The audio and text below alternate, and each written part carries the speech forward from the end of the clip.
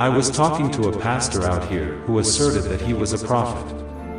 Of course, the same as many of you and others, we have heard this plenty of times in your living journey.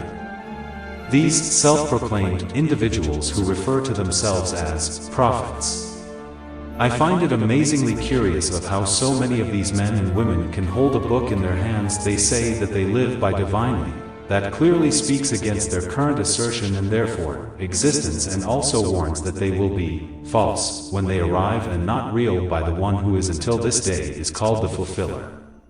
Many are not made aware of how this all operates, and of course your pastor will never tell you precisely, because one day soon, he will come in on a Sunday morning telling you that he is a prophet if he has not already have. And you sudden followers of him, like the sweet little, unstudied and unthinking lambs of God, will believe him. I will be brief. It says in Jeremiah, "Before I formed thee in the belly I knew thee. And before thou camest forth out of the womb I sanctified thee, and I ordained thee a prophet unto the nations."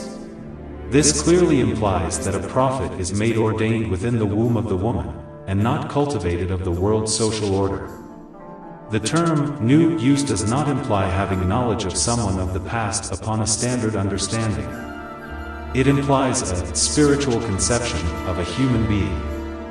It means that before the human being was physically manifested, this individual was destined to be a prophet among the nations, according to the will of the divine. The nations, which means that this will be a man who will have the ability to speak many different languages in his travels. How many of these men this day do you know who speak any other outside tongue other than English? These men never referred to themselves as prophets, verbally.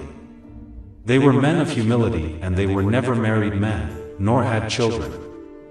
Marriage is a distraction for these men, as well as an impediment in opposition to their destiny. Study your book, Christians, and see for yourself from the first page to the last of every man who was said to have been verified as a prophet.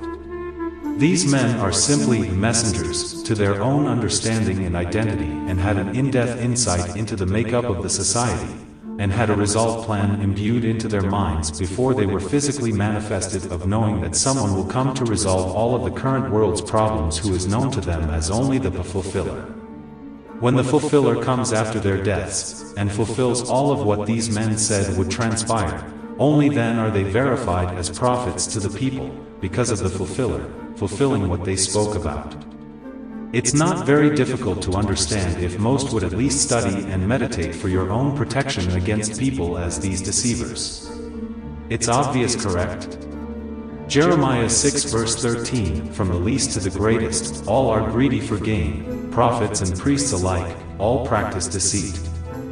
Matthew 7 verse 15, "But there were false prophets also among the people, even as there shall be false teachers among you, who privily shall bring in damnable heresies, even denying the Lord that bought them, and bring upon themselves swift destruction." Even denying the Lord that bought them. Did you notice that? They were bought and sold out. They are ordaining themselves as prophets today and denying what is written in Jeremiah, and yet denying that they serve the dark Lord. I find that many begin calling themselves a prophet. As they begin to gain the attention from the blind sheep and become seduced of their own ego and vanity, then their language changes into the prophet. The prophet could be understood in effect as equivalent to the Messiah because of utilizing the definite article, the. It's plain if you listen to these men when they write and speak.